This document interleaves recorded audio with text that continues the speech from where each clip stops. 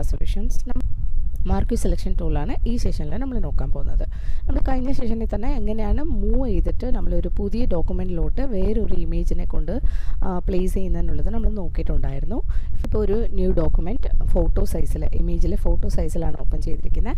After that നമുക്ക് existing ആയിട്ടുള്ള ഒരു ഇമേജാണ് ഓപ്പൺ ചെയ്തിരിക്കുന്നത്. നമ്മൾ കഴിഞ്ഞ സെഷനിൽ നോക്കിയത് എങ്ങനെയാണ് ഒരു ഫുൾ ഫോട്ടോയിനെ അല്ലെങ്കിൽ ഒരു ഫുൾ ഇമേജിനെ നമ്മൾ വേറൊരു എഡിറ്റിംഗ് ബോർഡിലോട്ട് മാറ്റുന്നതിനുള്ളതായിരുന്നു നോക്കിയിരുന്നത്. ഇഫ് ഇൻ കേസ് ഇതിനകത്ത് തന്നെ നമുക്ക് വേണ്ട പോർഷൻസ് മാത്രം ഈ ഫോട്ടോയിൽ നിന്ന് വേണ്ട പോർഷൻസ് മാത്രം വേറൊരു ബോർഡിലോട്ട് കൊണ്ടു ചെല്ലണമെന്നുണ്ടെങ്കിൽ എങ്ങനെയാണ് എന്നുള്ളത് വേറൊരു ഇമേജിനെ ഈ ഒരു ഇമേജിലോട്ട് എടുക്കുമ്പോഴത്തേക്കും ജസ്റ്റ് ഇങ്ങനെ പ്ലേസ് ചെയ്യുമ്പോഴത്തേക്ക് നമുക്കിങ്ങനെ ഹോൾ ഇമേജുമാണ് വന്നത്. ഇഫ് ഇൻ കേസ് ഈ ഒരു ഇമേജിൽ നിന്ന് ഈ തത്തയെ മാത്രമായിട്ടാണ് എനിക്ക് കട്ട് ചെയ്തെടുക്കേണ്ടതെന്ന് പറഞ്ഞു കഴിഞ്ഞാൽ നമ്മളതെങ്ങനെയാണ് സെലക്ട് ചെയ്യുന്നതിനുള്ളിടത്താണ് നമുക്ക് ഈ മാർക്യൂ ടൂൾസ് എന്നുള്ളൊരു യൂസേജ് വരുന്നുണ്ട്. ഇതിനകത്ത് ആദ്യം കാണുന്നത് റെക്ടാങ്കിൾ പ്രീ ഡിഫൈൻഡ് ആയിട്ടുള്ള സ്റ്റാൻഡേർഡ് ഷേപ്പാണ് ഉള്ളത്. മീൻസ് ഫസ്റ്റ് റെക്ടാങ്കിൾ, അത് കഴിഞ്ഞ് എലിപ്സ് ആണ് ഉള്ളത്.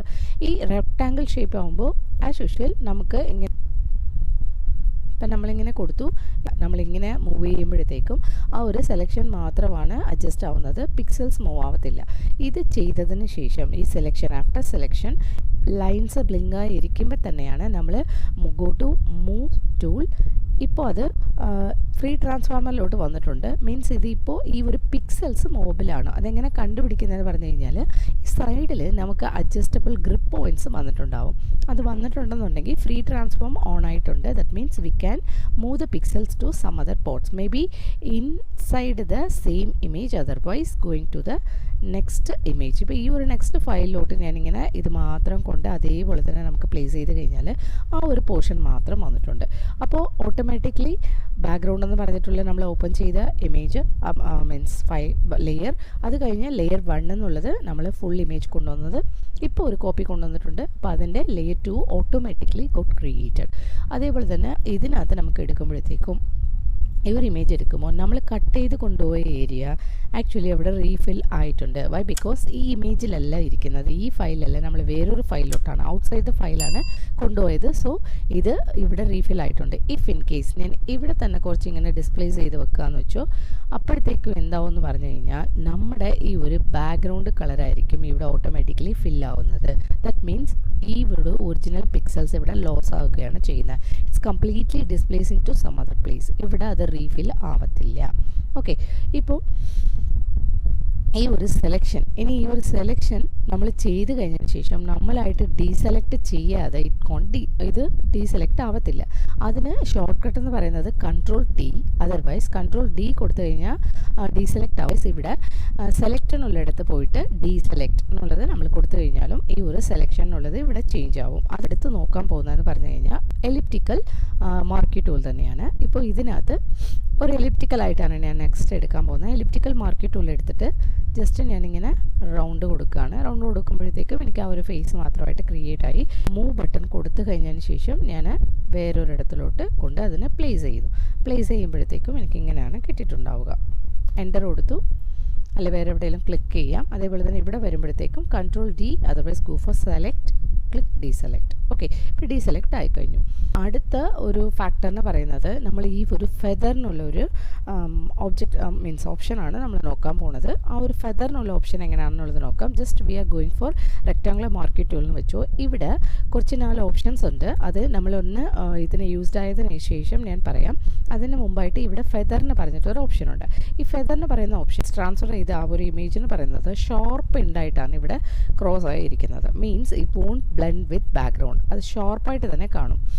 മാർക്യൂ ടൂൾ എടുത്തു, ജസ്റ്റ് സെലക്ട് ചെയ്തു, ഫെദർ 0 വെച്ചിട്ട് ഞാൻ ഇവിടെ നിന്ന് മൂവ് ചെയ്യാണ്. മൂവ് ബട്ടൺ പോയിട്ട് ജസ്റ്റ് ഞാൻ മൂവ് ചെയ്തിട്ട് ഈ ഒരു ഇവിടെ കൊണ്ട് ഞാൻ വെക്കുക. ഓക്കെ, ഇപ്പോൾ ഇതിൻ്റെ എഡ്ജ് എന്ന് പറയുന്നത് നല്ല ഷോർപ്പ് എഡ്ജായിട്ടാണ് ഇരിക്കുന്നത്. ബാക്ക്ഗ്രൗണ്ടുമായിട്ട് സെറ്റ് ആവുന്ന രീതിയിൽ നമുക്ക് എടുക്കണം എന്നുണ്ടെങ്കിൽ നമ്മൾ എന്ത് ചെയ്യണം എന്ന് പറഞ്ഞാൽ just go for deselect. After that നമ്മൾ ഈ മാർക്യൂ ടൂൾ സെലക്ട് ചെയ്യുന്ന മുമ്പായിട്ട് ഇതിനകത്ത് ഇവിടെ സെലക്ഷൻ മേക്ക് ചെയ്യുന്നതിൻ്റെ മുമ്പായിട്ട് തന്നെ ഇവിടെ ഫെദറിനുള്ളത് നമ്മൾ കൊടുക്കണം.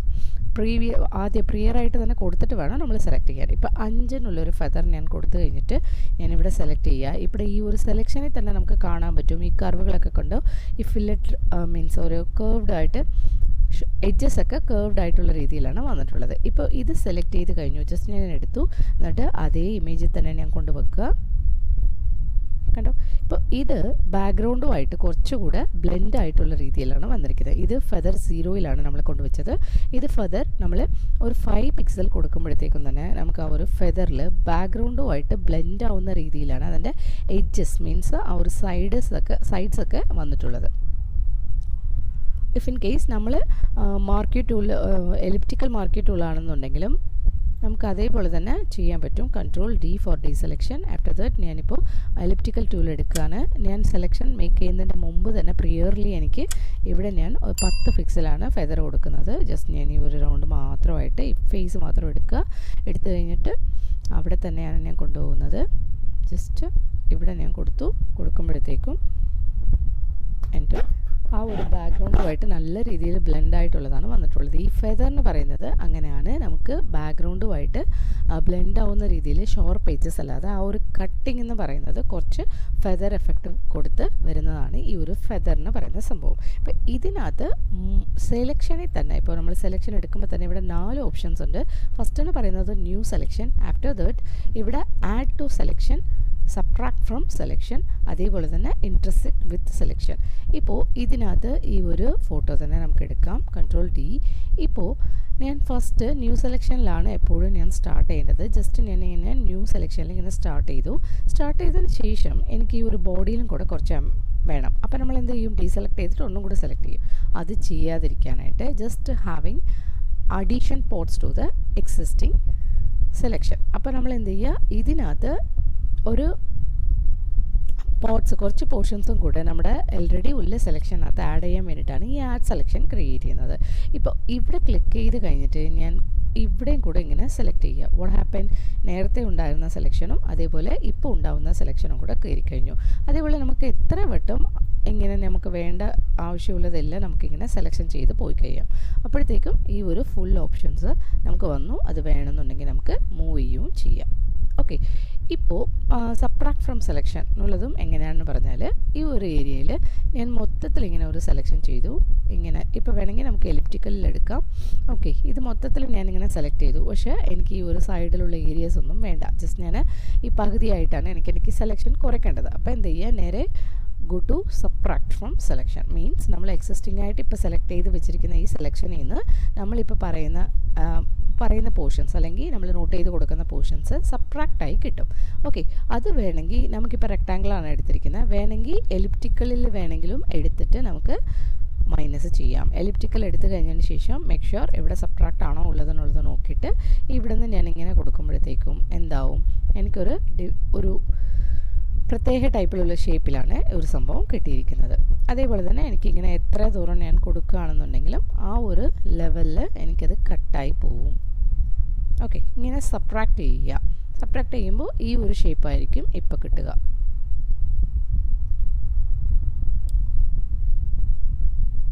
ഓക്കെ, ഈ ഒരു ഷേപ്പിലാണ് എനിക്ക് സെക്കൻഡ് സബ്ട്രാക്റ്റ് ചെയ്യുമ്പോഴത്തേക്കും കിട്ടിയത്. ഓക്കെ, അടുത്തതെന്ന് പറയുമ്പോഴത്തേക്കും നമുക്ക് ഇൻറ്റർസെക്ഷനാണ്. Ctrl+D for ഡീസെലക്ഷൻ. എന്നിട്ട് ഇൻറ്റർസെക്ഷൻ എന്ന് പറയുമ്പോഴത്തേക്കും ജസ്റ്റ് ഞാൻ ഇങ്ങനെ ഒരു സെലക്ഷൻ ചെയ്തിട്ടുണ്ട്. അതേപോലെ തന്നെ ഇൻറ്റർസെക്ഷൻ എന്ന് പറയുമ്പോൾ വേറെ 2 സെലക്ഷന് നടുക്ക് ഇൻറ്റർസെക്ഷൻ എടുത്തു. ഇപ്പം ഞാൻ ചെയ്യാൻ പോകുന്ന സെലക്ഷനിലും എക്സിസ്റ്റിംഗ് ആയിട്ടുള്ള സെലക്ഷനിലും ഓൾറെഡി ഉള്ള സെലക്ഷനിലും നടുക്ക് ഇൻറ്റർസെക്റ്റ് ആവുന്ന പോർഷൻ മാത്രമാണ് ഇപ്പോൾ എനിക്ക് സെലക്ട് ആവാൻ പോകുന്നത്. ഇഫ് ഇൻ കേസ് ഞാൻ ഇങ്ങനെയാണ് ഒരു അടുത്ത സെലക്ഷൻ ചെയ്യുന്നുണ്ടെങ്കിൽ ഈ 2 സെലക്ഷനും കോമൺ ആയിട്ടുള്ള ഏരിയ മാത്രമേ എൻ്റെ സെലക്ഷനെ കിട്ടത്തുള്ളൂ. ദാറ്റ് മീൻസ് ആ പാരറ്റിയുടെ ആ ഒരു ഫേസ് അല്ലെങ്കിൽ ഹെഡ് പോർഷൻ മാത്രമേ കിട്ടത്തുള്ളൂ. കണ്ടോ, ഈ ഒരു പോർഷൻ മാത്രമേ കിട്ടത്തുള്ളൂ. ഇതാണ് ഇൻറ്റർസെക്ഷൻ എന്ന് പറയുന്നത്. ഇൻറ്റർസെക്ഷൻ ആകുമ്പോൾ നമുക്കുള്ള ഗുണമെന്ന് പറയുന്നത് കമ്പൈൻ ചെയ്യാം. 2 marquee tool rectangle plus elliptical marquee ടൂളിനെ നമുക്ക് കമ്പൈൻ ചെയ്ത് ചെയ്യാൻ പറ്റും. ഇപ്പോൾ ഇതിനകത്ത് നോക്കിയതെന്ന് പറയുമ്പോൾ മൂവ് വെച്ചിട്ട് നമുക്ക് ഫുൾ ഇമേജ് വേണമെങ്കിലും ട്രാൻസ്ഫർ ചെയ്ത് വെക്കാം. അതേപോലെ തന്നെ നമ്മൾ സെലക്ഷൻ ടൂൾ റെക്ടാങ്കുലർ അതേപോലെ എലിപ്റ്റിക്കലിൽ നമുക്ക് സെലക്ഷൻ ടൂൾ വെച്ചിട്ട് വേണമെങ്കിലും ഒരു പർട്ടിക്കുലർ പോർഷൻ മാത്രം നമുക്ക് ചേഞ്ച് ചെയ്ത് വെക്കാം. മോറോവർ നമ്മൾ ആഡ് സെലക്ഷൻ അതേപോലെ സബ്ട്രാക്ട് സെലക്ഷൻ ഇൻറ്റർസെക്റ്റ് ഫ്രം സെലക്ഷൻ എന്നുള്ളത് നമ്മളിന്ന് നോക്കി. ഇനി ഇതിനകത്തുള്ള അടുത്ത 2 എന്ന് പറയുന്നത് single raw marquee tool, single column marquee tool. അത് നമുക്ക് നെക്സ്റ്റ് സെഷനിൽ നോക്കാം. Thank you.